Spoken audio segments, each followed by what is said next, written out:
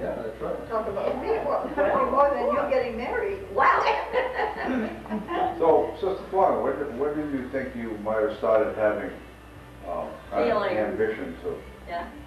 Well, when I went to high school, naturally, I had to work because no one paid for it, okay? And we had the Sisters of Holy Cross that helped me in my studies, okay? So that really did help me. And when I went over to Mrs. Spalding, naturally it was tempting because whatever she was offering me for life would have been a good life, a very good life. But I don't know, I didn't feel that I was called for that type of life, even though, you know, I would have been well-to-do and everything paid for and all of that. I wanted to work with the kids rather, okay? So whenever she offered me to stay with her, she was ready to build an extension to her house. That was Virginia, okay? And I would have lived there and everything would have been paid. I told her, I said, no, Virginia, I'm really not interested because I'm planning to become a nun. And she said, you're crazy. You're really foolish. She said, I'm offering you what every girl would love to have. And I said, I know, I understand that, but I don't know. I just wanted to become a nun. But you did like boys. Huh? Oh yeah. You like boys? Oh yeah. Oh yeah. Of course she loved Val because yeah. she graduated from high school. Yeah, but she could have valued at him. Yeah. Yeah, but listen to this. I mean, Val went to a prom with her. I know. She all dressed up, you know, with a one of those big hats. Yeah, you know. Oh yeah. Yeah. Rita Lorian and her boyfriend then. Yeah, but did you ever go out with a boy? Yes. You did? Sure. Yes. Oh yes. I had to have the taste of that. Well, yeah. Right? Well. Sure, to know was that really my life and not Yeah, right. life, okay? Yeah. Oh yes. So you went out with the boys Yes. when you were in the orphanage? When I was in the office. Yeah, sure. Yeah. And Sister Amy used to wait for me. Oh. Who waited Sister for you? Amy. Sister Amy. Yeah. She would wait for you to come home. At night. She That used was to like wait. our mother. Yeah. Sister Amy. Oh Yeah, yeah. she used to wait for me. So when you girls were in the orphanage, you were allowed to go out on dates Yes, sure. and be able to go out that evening for a date. Yes. Okay. We're gonna. Mrs. Spalding, Yeah. Sister Blondin got her interested into us. Okay. So that helped out because she used to come every 6 months. Mrs. Spalding used to come at the orphanage to see because she used to give money to the orphanage. And naturally, we were the talk of the town, was a caring family. And she always used to show us all together, and she used to see us grow up. And when I graduated from high school, naturally, she had known Teresa because she had paid Teresa's expenses at the hospital. But she had She had appendix taken, and Mrs. Spalding paid for that. Yeah.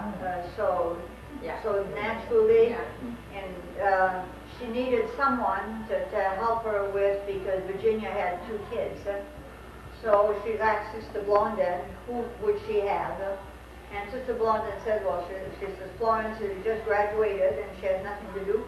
So she took me under her wings, and I used to go to Cape Cod with her, and all summer. And They get all dressed up. oh yes, they used to dress me up. The store, I don't remember, Macy from Boston used to come down to Rochester, and with a whole rack of all kinds of clothes, and they used to dress me up as a doll. Oh yeah, because I got all her clothes after. Yeah. And the jewelry that went with it and everything. So I was dressed up there every summer.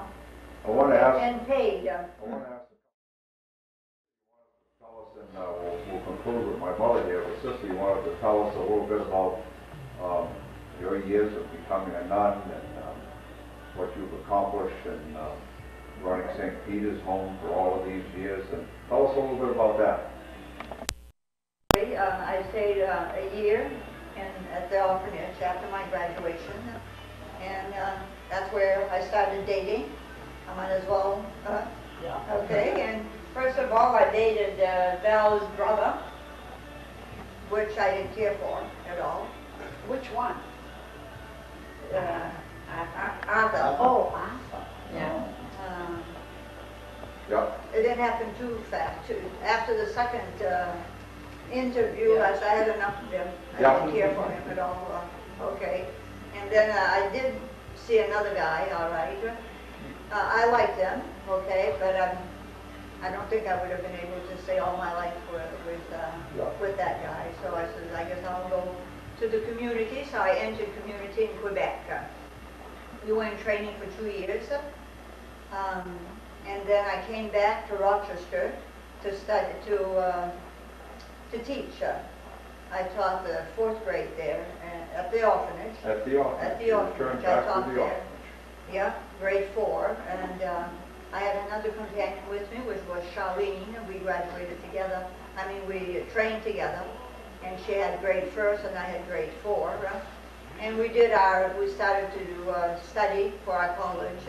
To have our bachelor's degree. And then, well, I was sick. I was sick for a couple of years, and I went to Sherbrooke, okay, the hospital there. I stayed 2 years at the hospital. Circulation problem on legs. I even went to Rochester, New York for 2 months, 3 months, and they found out that I had elephantitis.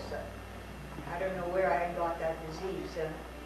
But then I was transferred to Manitoba with the Indians, seeing that I couldn't teach immediately with the children. So I became a treasurer there of a nursing home, 72 Indians nursing home.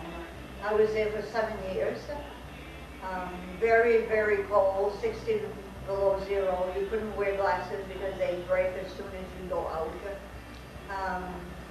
And it was very, very primitive, okay, just huts.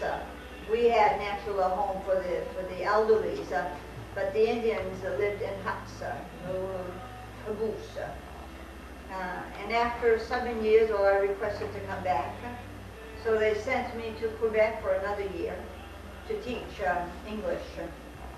And then they sent me to Manchester to overlook the home because they didn't know what to do with the home, if they was going to close or not. So for a year we studied the home situation because we only had 20, 25 kids and the state didn't pay enough. So we finally decided to close the home and start a new program, which was the daycare that we actually have. So we started with 5 children to start to see if it was going to work out. And we did a survey on the west side, and I mean they were all in favor for us to have that program. So we started renovating because the home was very dilapidated. So we had to renovate the whole home, and it took me 22 years to renovate the home. 22 years. 22 years, yeah, to renovate. At least 22 years. Because we didn't have any money, so we had to fundraise our money every year. Okay. And now we're up to 320 kids, and we don't have enough room. I would have to build another wing, really, to meet the needs of the people. So we're running a daycare, a full-time daycare, Monday through Friday. Yep. Yeah. And we're only 2 sisters there right now. And you, We're 2 sisters. I have 70 employees and 320 children, from 6 weeks to 6 years old. that's a lot of responsibility. Yes, it did. Yeah. And you've been a nun for how many years now? 60 years next year. 60 years next year. Celebrating 2012. my 60th year next year. Wow, Yeah. quite an accomplishment. 60 years. A lot of work and still more work to be done. Still more work to be done. Yeah. Yeah.